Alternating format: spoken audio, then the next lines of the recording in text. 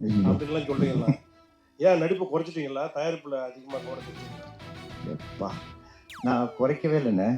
நான் வந்து பல கதைகள் கேட்டுட்ருக்கேன். அது என்ன ஆகுதுன்னா, ஒரு படம் ஹிட்டை கொடுத்தோன்னு வச்சுக்கோங்களேண்ணே, அந்த பெரிய பெரிய டைரக்டர்ஸ் அசிஸ்டன்ஸாக வந்து கதை சொல்லுவாங்க. இல்லை ஒரு ராம் சார் மாதிரியோ வெற்றிமாறன் சார் மாதிரியோ அசிஸ்டண்டாக இருந்தவங்க போய் கதை சொல்லுவாங்க. தொடர்ந்து 5 ஃப்ளாப் கொடுத்தீங்கன்னு வச்சுக்கோங்களேன், உங்களுக்கு அந்த மாதிரி கதை தான் வரும். எந்த படம் கூப்பிட்டாலும் இவன் பண்ணிடுவான் அந்த மாதிரி. ஆனால் என் கதை அது கிடையாது. எல்லா படமும் ஓடணும் தான் நான் பண்ணிட்டு இருக்கேன். நான் கேட்டுட்டு தான் இருக்கேன். நீங்கள் வந்து ஆஃபீஸ் வந்தீங்கன்னா அவர் கேட்பார், எங்கே இருக்கீங்க, கதை கேட்குறீங்க. இன்னும் கதை கேட்டுட்டு இருக்கேன். எதுவும் ஏதாவது இன்ட்ரெஸ்டிங்காக வரணும் இல்லை சார். லைக் பேராஷூட் வந்து 2 பெரிய பசங்களை ஆன கதை நான் பண்ணியிருப்பேன். ஸோ நான் குறைக்கல, கேட்டுட்டு தான் இருக்கேன். எனக்கு பெருசாக அமையல. அப்புறம் கிஷோர் சார் உங்ககிட்ட இந்த படத்தில் எல்லாம் நடிச்சிருக்கீங்க. எல்லா படத்தில் நடிச்சதில் ரொம்ப நல்லா நடிச்சிருக்கீங்க, வாழ்த்துக்கள். அதுக்கப்புறம் வந்து இப்போ பெரும்பாலும் ஹீரோக்கள் வந்து குறை சொல்கிறாங்க.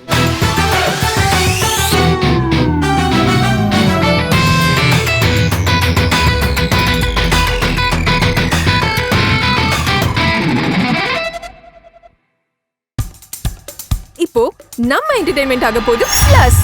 என்னது 5+ OTTs, 800+ பிளாக்பஸ்டர் மூவிஸ், அதுவும் 1+, 2+, 3+, மல்டி+ லாங்குவேஜஸ்லயா? Exclusive movies, brand new web series, இன்ட்ரெஸ்டிங்கான ஷார்ட் மூவிஸ். வாவ், இதுல இவ்ளோ பிளஸ் இருக்கா? இதுல இருக்க ஒரே ஒரு மைனஸ், அதுவும் நமக்கு பிளஸ் தான். மத்த எல்லா OTT-ய விட மைனஸ் பிரைஸ்ல, அதுவும் ஒரு நாளுக்கு ₹1 தான். OTT Plus டவுன்லோட் பண்ணி நான் என் சந்தோஷத்தை பிளஸ் ஆக்கிட்டேன். அப்ப நீங்க OTT Plus இது ஆல் இன் ஒன் ஆப். உடனே டவுன்லோட் பண்ணுங்க. OTT Plus இதுல எல்லாமே பிளஸ். ஒரு ஹீரோவா சூப்பரா ஒரு பப்ளியா பார்த்துருப்போம். இந்த படத்துல ஏன் அவரை வந்து கொஞ்சம் ஏஜ்டா காட்டியிருக்கீங்க? ஏஜ்டா காட்டலைங்க. அந்த கேரக்டருக்கு ஒரு மெச்சூர்டா இப்போ போலீஸ்காரங்க ரெகுலராக நீங்கள் பார்த்தீங்கன்னா 25 வயசு தான் ஆகும், 25-26 வயசு தான் ஆகும். ஆனால் அவங்களுடைய அனுபவ முதிர்ச்சியால் அவங்களோட முகத்தில் மாறுதல் ஏற்படும். சீரியஸாக நீங்கள் நிறையா போலீஸை நோட் பண்ணிங்கன்னா தெரியும், சீக்கிரம் அந்த முதிர்ச்சி தெரியும். அதனால தான் நீங்கள் படத்துலேயே கூட ஒரு மெச்சூர்டாக காட்டுறாங்க நிறைய படங்கள். அது காரணம் வந்து இயல்புலேயே அவங்களோட ஒர்க் டென்ஷனு, அவங்களோட ஒர்க் ஃப்ளோ காரணமாக அவங்களுக்கு ஒரு 30 வயசு ஆளே அவங்களுக்கு 40 கிட்ட தெரியுவாங்க. ஸோ அதனால தான் அந்த தோற்றத்தை உருவாக்குனது. இயல் வந்து விஜய் சார் கூட நடிச்சவங்க. கொஞ்சம் அவங்களே வந்து யார்கிட்ட சொன்னாங்க, இவங்களும் சொன்னாங்க எனக்கே வந்து அழகாக கற்றுக் கொடுத்தாங்கன்ட்டு. உங்களுக்கு என்ன கற்றுக் கொடுத்தாங்க?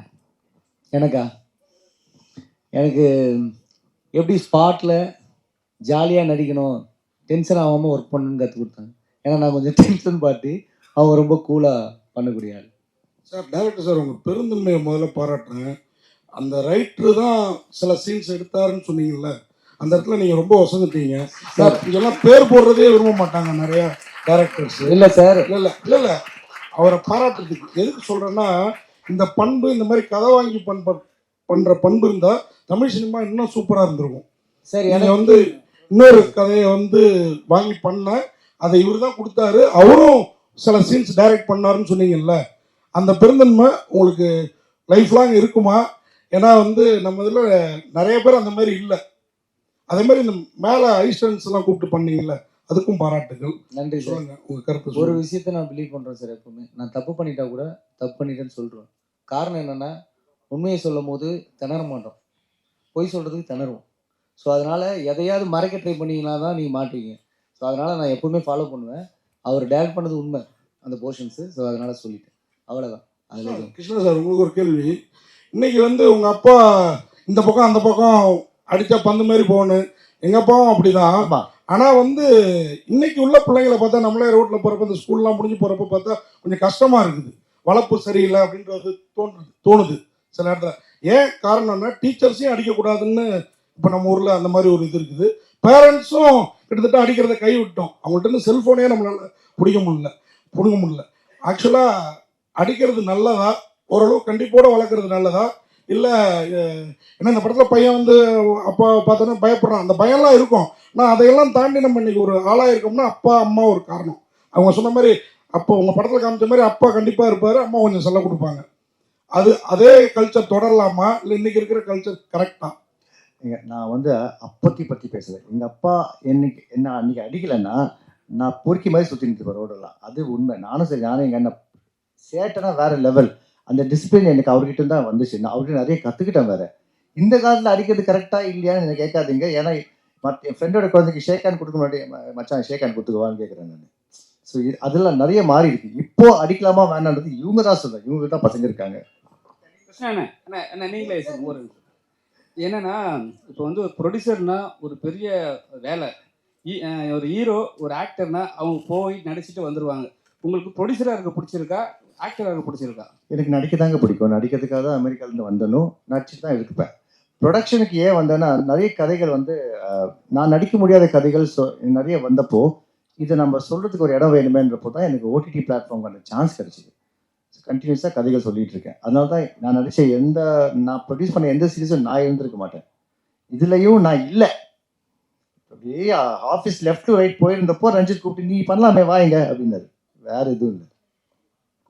அப்படிலாம் இல்லைங்க, சீரியஸாக இல்லை அவருக்கு என்னன்னா ஆக்சுவலாக அவர் கதைகள் தேர்வில் சில படங்கள் தவறாக இருந்தாலும் விஷுவலாக மற்ற விஷயங்களில் கதை தேர்வில் வந்து அவர் எப்பவுமே ஸ்ட்ராங்காக இருந்திருப்பார். அவரோட படங்களோட லைனப்பை பார்த்தீங்கன்னா தெரியும், ரொம்ப ஸ்ட்ராங்கான பர்சன். ஸோ அந்த மாதிரி தான் இந்த படத்தையும் பண்ணார்.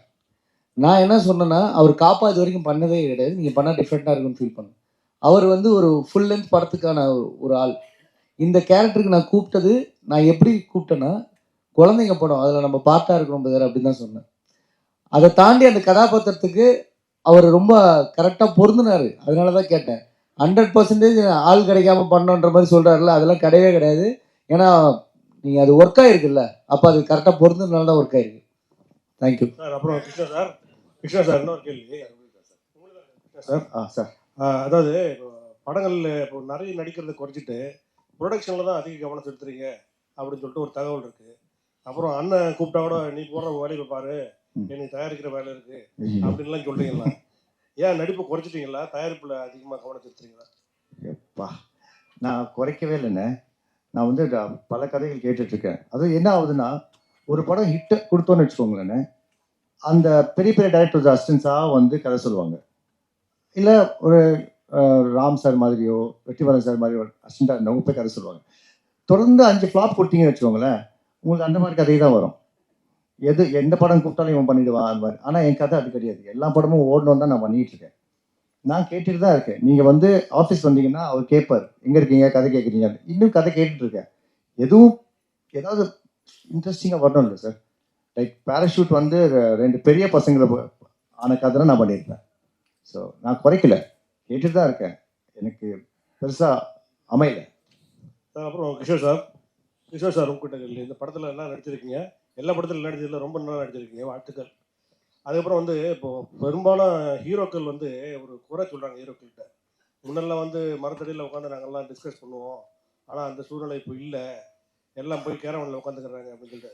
ஆனால் உங்களை பொறுத்தவரையிலும் யார் கேட்டாலும் என்ன சொல்கிறாங்கன்னா, கிஷோர் சார் ரொம்ப எளிமையாக இருப்பார், அவருக்கு மேனேஜரும் கிடையாது, அவர் தனியாக ஒரு ரூமில் இருப்பார், எந்த இடத்துல போய் படுத்துக்கணும்னாலும் படுத்துக்குவார், உட்கார சொன்னாலும் உட்காரு. அவ்வளோ எளிமை எப்படி உங்களுக்கு வந்தது? மற்றவங்களுக்கு நீங்கள் ஏதாவது அட்வைஸ் பண்ணுறீங்களா?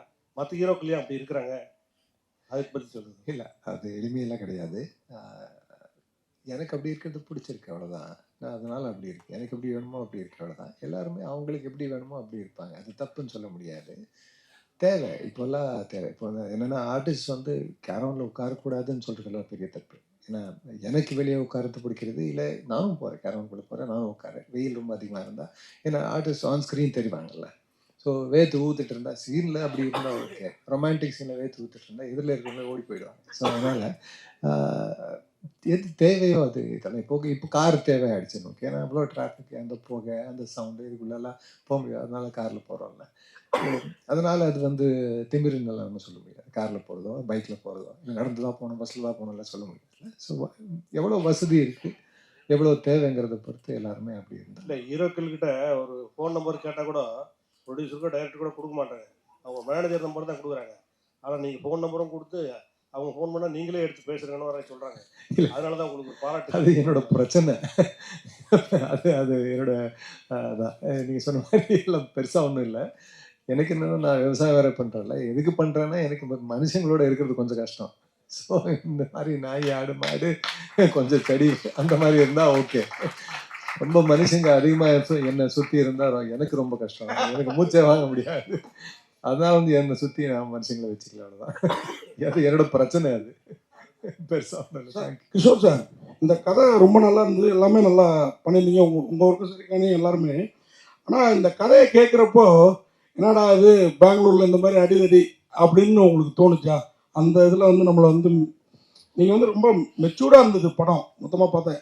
ஆப்போசிட்டில் இருக்கிறவங்க பார்த்தா கூட மெச்சூர்டாக தான் இருந்தது. ஆனால் உங்களுக்கு தோணுச்சா அந்த மாதிரி ஒரு ஃபீல்? இல்லை, பிரச்சனை நடந்த பிரச்சனை தானே, அது ஹிஸ்ட்ரி நம்ம மாற்ற முடியாது இப்போ. ஆனால் அதை ஞாபகம் வச்சுட்டு அதுலேருந்து நம்ம கற்றுக்கிட்டு எது நல்லதோ அதை கற்றுக்கிட்டு அடுத்து அப்படி ஆகாமல் இருக்கிறத பார்த்துக்கிறது தான் ஒரு மனிதனோட ஒரு இதுன்னு நினைக்கிறேன். பட் இதில் வந்து அதை வந்து ரொம்ப அழகாக யூஸ் பண்ணியிருக்காங்க. அந்த பிரச்சனையை, அந்த பிரச்சனை நடந்த இடத்த வந்து வேறையே கதை சொல்கிறதுக்கு யூஸ் பண்ணியிருக்காங்க. அது யார் யார் மேலே எப்படிலாம் இம்பேக்ட் பண்ணுங்கிறது நீங்கள் பார்த்தீங்கன்னா ஃபைனலாக வந்து ஆமாம், இந்த மாதிரி இந்த பிரச்சனையும் நடக்கக்கூடாது, அதுலேருந்து யாரோ பாதிக்கப்படுறாங்க, அது தெரியவே இல்லை நமக்குன்னு தோணும் உங்களுக்கு. ஸோ அதனால் அது தெரியும். இப்போ ஃபுல்லாக கதை சொன்னப்பவே எனக்கு தெரிஞ்சுது. அது வந்து எங்கேயும் தப்பாக யூஸ் பண்ணல, அது அட்வான்டேஜாக யூஸ் பண்ணிக்கலன்னு சொல்லி அதுக்கு எவ்வளோ தேவையோ, எதுக்காக தேவையோ ஒரு நல்ல விஷயத்துக்காக யூஸ் பண்ணிக்காங்க. அதனால் thank you. Kishore sir, Kishore sir, sir இங்கே சார், கிஷோர் சார் இங்கே சார், இங்கே ஃபர்ஸ்ட்லாம் உங்களை வந்து பார்க்கும்போது ரொம்ப ரக்கடாக நடிப்பீங்க. பொல்லாதவங்களையும் அதே மாதிரி தான். இப்போ வட சென்னை 2லையும் நீங்கள் தான் இருக்கிற மாதிரி சொல்லி இருக்காங்க. இப்போ வந்து டோட்டலாக ஏன் சார் இங்கே வந்து ரொம்ப சைலண்ட்டாக நல்ல மெச்சூர்டான கேரக்டர் பண்ண ஆரம்பிச்சிட்டிங்க? ஏன்னா அவங்களெல்லாம் வந்து நாங்களாம் பார்த்து பயந்து, சின்ன சின்ன பசங்களை பயந்து ஒரு விஷயம் பண்ணியிருந்தீங்க, பார்த்துருக்கோம். இப்போ ஏன் சார் ரொம்ப ஷட்டிலாக படம் பண்ணுறீங்க? இதனால் இல்லை, என்னோட சாய்ஸ் கிடையாது அது. அது அவங்க சாய்ஸ். அவங்க சூஸ் பண்ணது என்ன. அவங்க என்னை வந்து இந்த மாதிரி வச்சு பார்த்தாங்க. ஃபர்ஸ்ட் இது ஆக்சுவலாக நான் நன்றி சொல்ல வேண்டியது வெற்றிமாறனுக்குன்னு நினைக்கிறேன். ஏன்னா ஃபர்ஸ்ட் படத்துலேயே வந்து ஒரு நல்ல வில்லனாக காட்டிட்டாங்கல்ல. ஸோ அதனால் வந்து எந்த மாதிரி கேரக்டரில் வேணாலும் என்னை வச்சு அவங்க விஷுவலைஸ் பண்ணிக்க முடியுங்கிற ஒரு ஒரு ஒரு இமேஜ் இல்லாத ஒரு இமேஜ் ஒன்று கிடச்சிது. ஸோ அதனால் வந்து ஒரு நல்ல விஷயந்தான் அது. ஆக்சுவலாக ப்ரெடிக்ட் பண்ணாமல் இருக்கிற மாதிரி ஒரு கேரக்டர் வந்தான். பார்த்த உடனே இல்லை விழுந்தான்னு சொல்லிட்டா நம்ம படத்தில் வேற அதை மாற்றவே முடியாது, அப்படி ஆகிடும். ஸோ அப்படி இல்லாமல் இப்படி ஒரு ஃப்ளெக்சிபிளான ஒரு இமேஜ் இருக்கிறது தேங்க்ஸ் டு எல்லாமே. நிறைய ரைட்டர்ஸ் அப்படியே எனக்கு அந்த மாதிரி ரோல்ஸே கொடுத்துட்டு வந்திருக்காங்க. அந்த மாதிரி ரோல்ஸ் என்ன சூஸ் பண்ணி அடிக்க வச்சுட்ருக்காங்க. ஸோ அது நான் பண்ணதில்லை, அவங்க பண்ணது. ஸோ என் தப்பு கிடையாது, அவங்க தப்பு. இவரும் வந்து நான் ரொம்ப நாள் முன்னாடி I think first web series நினைக்கிறாரு. ஸோ நான் நடித்த ஃபர்ஸ்ட் வெப் சீரிஸ் ஹை ப்ரீஸ்டஸ்ன்னு சொல்லி அதுக்கும் என்னை கூப்பிட்டு அடிக்க வச்சாரு. இதுலேயும் என்னை கூப்பிட்டு அடிக்க வச்சாரு. எதுக்குன்னு எனக்கும் தெரில, அவர் தான் கேட்கணும். எனக்கு ஒன்றும் அந்த மாதிரி ஸ்பெஷல் எபிலிட்டி எல்லாம் எனக்கு இருக்குன்னு எனக்கு தோணலை. தேங்க்யூ. கிஷோர் சார், சார் அது என்ன சார், எல்லா அப்பாவும் பசங்களே வெளுவெளுன்னு இழுக்கிறாங்க. அதான் என்ன ஆகும்னா பையனை வெளுவெளுன்னு இழுக்கிறீங்க உச்சா போறதுக்கு. பவரில் இருக்கிறவங்க எப்பவும் பவர் இல்லாதவங்க தான் ஆப்ரேஷன் பண்ணுவாங்கல்ல. ஸோ அது வெளியே பண்ண முடியாது. வெளியே அந்த கோவம் காட்ட முடியாது. கோவம் காட்டினா மூஞ்சிலே அடிப்பாங்க. ஸோ பசங்க வந்து ஈஸியாக கிடைப்பாங்கல்ல. அதுதான் நம்மளும் இப்போவும் பண்ணிட்டு இருக்கோம். அதை இப்போ வந்து அப்யூஸ் இல்லை, நம்ம அடிக்க மாட்டோம், அதெல்லாம் போய் எனக்கு தெரிஞ்சு நானே அடிச்சிருக்கேன், பசங்களை தாங்க முடியாமல் அடிச்சிருக்கேன். பட் ஸ்டில் அதுக்கு வருத்தப்பட்டிருக்கேன். ஏன்னா அது சரியான வழி இல்லைன்னு எனக்கு தோன்றுது. அன்பா சொன்னால், பாசத்தோட சொன்னால் என்ன வேணாலும் நம்ம பண்ணலாம், எதை வேணாலும் மாற்றலாம். ஸோ அதுக்கு கொஞ்சம் பொறுமை வேணும். அந்த பொறுமை தான் இந்த படம் கற்றுக் கொடுக்கும் எனக்கு தோன்றுது. சார் இப்போ உள்ள ஒன்றும் இல்லை, பொண்ணுங்களை அடிக்கிறது இல்லை, ராணியாக பார்க்குறாங்கல்ல, அதுவே பிரச்சனை தான். அவங்கள வீட்டுக்குள்ளே பொத்தி வைக்கிறது, இந்த மாதிரியான விஷயங்கள், அது அவங்களுக்கு வேறு மாதிரியான விஷயங்கள் இருக்கும். பசங்களை ஸ்ட்ரெயிட்டாக அடிக்கிறது, அந்த மாதிரியான விஷயங்கள் இருக்கும்போது பெண் குழந்தைகள் வளர்க்குறப்ப அவங்களுக்கு வேறு மாதிரியான அப்பாவுக்கு அது ஒரு வகையான அப்யூஸ் தான். அப்பா அப்யூஸ் பண்ணுறாரு அப்படின்னா தப்பான அர்த்தத்தில் எடுத்துக்குவேன்னா அவங்களுக்கு இருக்கிற நிறைய ரெஸ்ட்ரிக்ஷன்ஸே அப்யூஸ் தான் நான் நினைக்கிறேன். அவர் வெதர் கேட்கும்போது கூட பசங்களை அடித்து வளர்க்கலாமான்னு கேட்டார். 100% அடித்து வளர்க்குறது தப்பு தலைவர். ஏன்னா அது எந்த வகையிலுமே ஹெல்ப் பண்ணாது. அதான் பேசும்போது கூட ஒருத்தர் சொன்னார், ஒரு பானையை வடிக்கும் போது அதை அழுத்தி பிடிக்க முடியாது, உடஞ்சிரும். அடித்து எதுவுமே பண்ண முடியாது, உடஞ்சிரும். அது சாஃப்டாக பக்குவமாக தான் ஹேண்டில் பண்ணிடணும். அதுதான் பேரண்டிங்காக இருக்கணும். ஸோ வந்து அதான் இந்த ஒரு அப்பா இல்லை அதான் சார் என்னன்னா, அப்பா பேரண்ட்டுன்னு ஒரு நாளில் 24 மணி நேரம் சார். 24 மணி நேரத்தில் 8 மணி நேரம் ஸ்கூலில் இருக்காங்க, ஓகேங்களா? 8 மணி நேரம் தூங்குறாங்க பசங்க. ஸோ 16 மணி நேரம் முடிஞ்சிருச்சு. மீதி இருக்க 8 மணி நேரத்தில் பேரண்ட்ஸ் வந்து காலைல எந்திரிச்சு அவங்களுக்கு யூனிஃபார்ம் மாட்டி விடுற டைமும், ஈவினிங் வீட்டில் கூப்பிட்டு வந்து அதுலேயும் நிறைய டியூஷன்ஸு சம்திங் இதெல்லாம் போகுது. ஸோ சொசைட்டியோட தான் அவங்களுடைய டைம் ஸ்பெண்ட் வந்து அதிகமாக இருக்குது, பேரண்ட்ஸோட கம்மியாக. ஸோ நீ ஏன் ஒழுங்காக இருக்க மாட்டேன்னு அடிக்கிற இடம் மட்டும்தான் வீடாக இருக்கே தவிர அவங்கள வளர்க்குற இடம் வீடாக கிடையாது. முடிஞ்ச அளவுக்கு அவங்களுக்கான சொசைட்டியை க்ரியேட் பண்ணி தரது தான் விஷயமா இருக்குது. ஸோ ஒரு வீடு மட்டும் ஒரு குழந்தைங்களை நல்லா வளர்க்காது. 100% சொசைட்டியும் கரெக்டான சொசைட்டியாக இருந்தால் தான் குழந்தைங்க வளர்க்க முடியும். அதான் வீதியும் தான் வளர்க்குது. ஸோ அதனால் இதில் நிறைய ஏற்ற இறக்கங்கள் இருக்குது சார். ஏன்னா நான் ஒரு பேரண்ட்டாக இன்றைக்கி பசங்களை வளர்க்கும் போது நிறைய கன்ஃபியூஸ்குள்ளே போகிறேன். எது சரி எது தப்புன்னு புரியாத ஒரு சூழ்நிலை இருக்குது. அப்போ பார்க்கும்போது தான் தெரியுது எல்லாரும் சேர்ந்து தான் ஒரு பையன் நாளைக்கு ரோட்டில் போகிறான்னா அதை தான் பையனாக நினைக்கணும். அவனுக்கான சொசைட்டி நம்ம தான் க்ரியேட் பண்ணி தரணும். ஸோ ஜென்ரலாக 2K கிட்ஸ்ன்னு நம்ம கார்னர் பண்ணவே முடியாது. ஸோ பண்ணவும் கூடாது. தேங்க்ஸ். இப்போ வந்து sir Kishore sir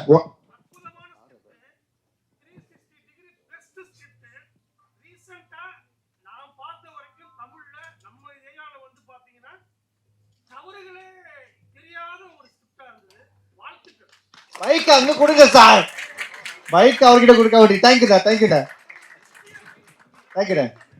Kishore sir, last ஒரு கொஸ்டின் சார். இப்போ உள்ள ஸ்டார்ஸ் எல்லாருமே வந்து பாத்தீங்கன்னா நெகட்டிவ் ரோல் வந்து ரொம்ப விருப்பப்பட்டு பண்றாங்க. பட் நீங்க இப்போ அந்த சாய்ஸையே சூஸ் பண்ண மாட்டேன்றீங்களே, என்ன காரணம்? இல்லை, அது வரல, அவ்வளோதான், அதனால பண்ண அவ்வளோதான். பட் எல்லா ஆர்டிஸ்ட்டுக்கும் வந்து வெரைட்டி தான் தேடுறோம். நம்ம ஆர்டிஸ்டாக ஒரு வெரைட்டி தேடுறோம். ஏன்னா ஒரே மாதிரி படங்கள் பண்ணுறது நமக்கும் ரொம்ப போரிங்காக இருக்கும். ஆடியன்ஸ் வந்து எதுக்கு பார்க்கணும், வெரைட்டி கொடுக்கலன்னு.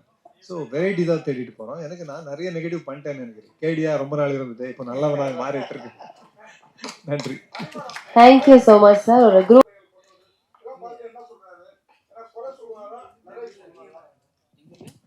அப்பா குறை சொல்ல மாட்டாரு. அது அப்பா எப்பவுமே பாசிட்டிவா தான் பார்ப்பாரு. அப்பா ஏதாவது ஒன்று பண்ணிட்டே இருப்பாரு. இப்போ வந்து சீரியல் நடிச்சிட்டு இருக்காரு, எழுதிட்டு இருக்காரு, ஸ்கிரிப்ட் எழுதிட்டு இருக்காரு, ஒரு சில மூவிஸ்க்கு டைலாக் எழுதுறாரு. அவர் எப்பவுமே அமைதியா இருக்க மாட்டாரு, ஏதோ ஒன்று பண்ணிட்டே இருப்பாரு.